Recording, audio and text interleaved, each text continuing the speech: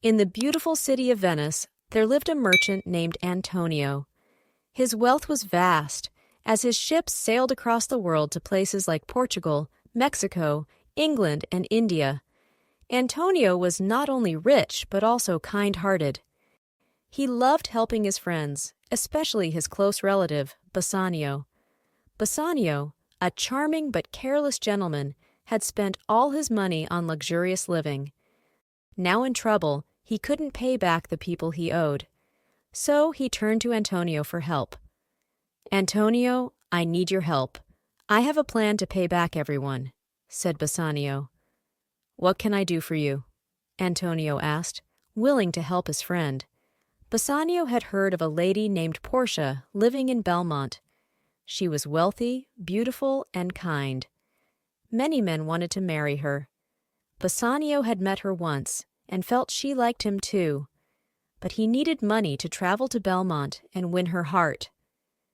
"My fortune is tied up with my ships at sea," Antonio said, "but I will find a way to get you the money." In Venice lived a moneylender named Shylock. Antonio and Shylock did not get along. Shylock was upset with Antonio for lending money without interest, affecting his business. Yet, when Bassanio asked for a loan, Shylock saw an opportunity. "I will lend you the money," Shylock told Antonio, "but, as a joke, if you can't pay back in 3 months, I can take a pound of your flesh." Bassanio was shocked, but Antonio, confident his ships would return with riches, agreed. With the money, Bassanio set off to Belmont to woo Portia. That very night, Shylock's daughter Jessica eloped with her lover, taking her father's money and jewels. Shylock was furious and heartbroken. Meanwhile, in Belmont, Portia faced her own challenge. Her father's will stated that her suitor must choose correctly from 3 caskets, gold, silver, or lead, to win her hand. Each casket had a clue. The first suitor, the brave Prince of Morocco, chose gold, believing it would surely hold Portia's picture. But inside, he found only a symbol of death. Then came the proud Prince of Aragon, who chose silver, thinking he deserved Portia. He found a fool's head inside. Back in Venice, Antonio's luck turned bad. His ships were lost, and he couldn't repay Shylock. Shylock, angry and hurt, demanded his pound of flesh as per their agreement. In Belmont, it was Bassanio's turn to choose. He thought carefully and chose the least likely casket, the lead one. Inside, he found Portia's portrait. He had won her heart, but their joy was short-lived as they learned of Antonio's plight. They hurried back to Venice.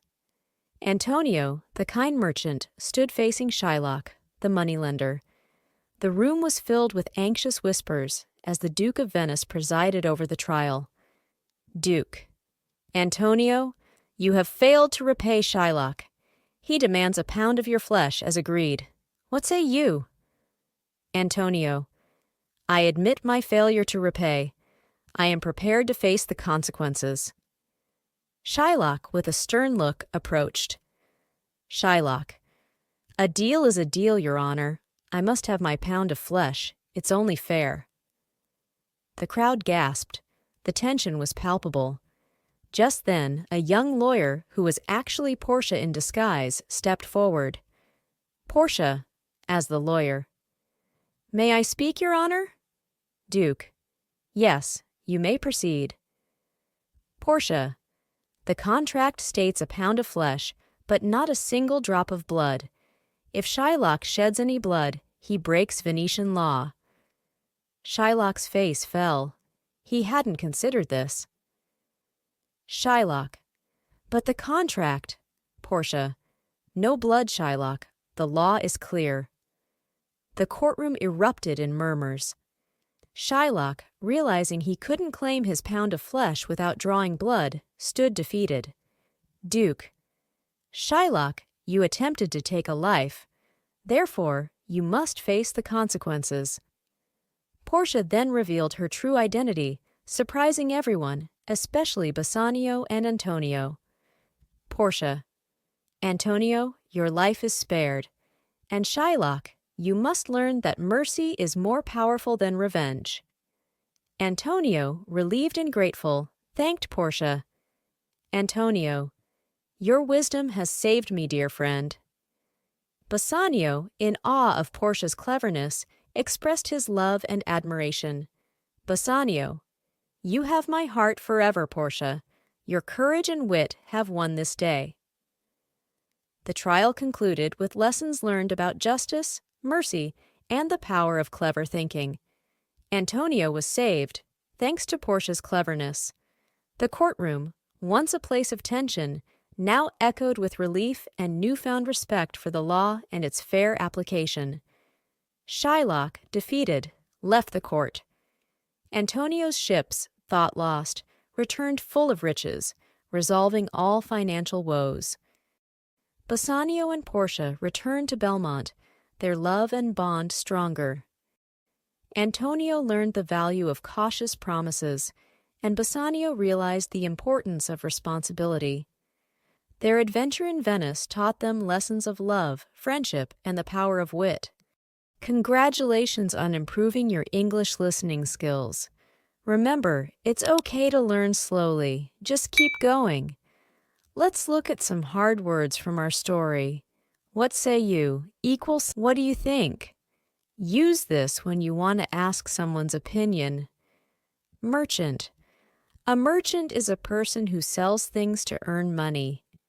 Luxurious.